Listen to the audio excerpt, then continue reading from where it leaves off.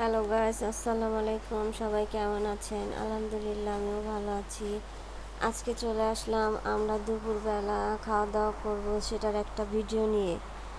তো প্রথমে আমি এই যে ভাত নিয়েছি, এরপরে ডিম ভাজি, মাছের ডিম ভাজি, তারপর মাছ ভুনা, দুন্দুল দিয়ে চিংড়ি মাছ দিয়ে রান্না করেছি, ডাল রান্না করেছি।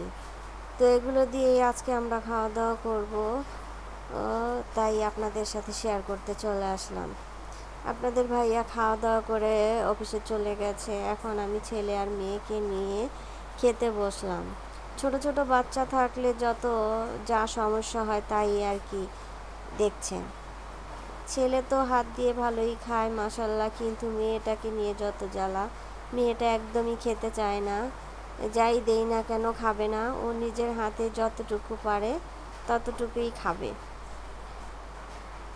একটু যদি ওর কথায় নড়চড় হয় তাহলেই মেয়েটার খুব রাগ দেখানো শুরু হয়ে যায়।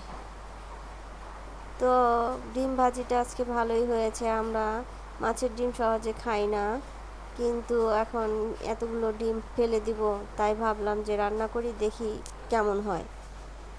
তো ভালোই লাগলো ডিম ভাজি। ওইদিকে ধুন্দুল দিয়ে চিংড়ি মাছ দিয়ে রান্না করেছি। ওটাও আমার কাছে খুবই ভালো লাগলো। ধুন্দুল দিয়ে চিংড়ি মাছ ঝাল বেশি দেই না, কারণ আমরা ঝাল কেউই খেতে পারি না। তাই অল্প ঝাল দিয়ে ধুন্দুল রান্না করেছি, ভালোই লাগলো। আমি তো ধুন্দুল আর ডিম ভাজি দিয়েই ভাতগুলো খেয়ে নিলাম, কিন্তু ছেলে মাছ ভুনা দিয়েও খেলো।